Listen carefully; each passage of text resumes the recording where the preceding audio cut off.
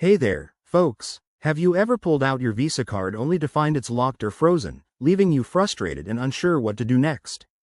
Don't worry. I'm here to walk you through the process of unlocking it step by step. Whether it's due to suspicious activity, a security feature, or even a simple mix-up, getting your card back in action is easier than you might think. First things first, understand why your card might be locked. It could be because of multiple failed PIN attempts, unusual transactions, or even as a preventive measure by your bank. The good news is, most banks have straightforward ways to resolve this. Let's dive into the steps. Step 1. Check your bank's mobile app. Many banks, like Chase or Bank of America, allow you to unlock your card right from your phone.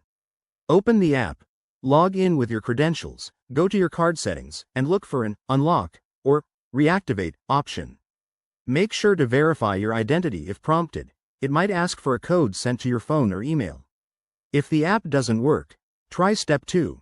Visit your bank's website. Log into your online banking portal, navigate to the card management section, and follow the prompts to unlock it. This usually involves answering security questions or confirming your details. Step 3. If you're still stuck, give customer service a call. Most Visa issuers have a 24/7 helpline. Find the number on the back of your card or your bank's website. Be ready to provide personal information like your account number and ID for verification. They're trained to help quickly. For added security, always monitor your account for any unauthorized activity and set up alerts.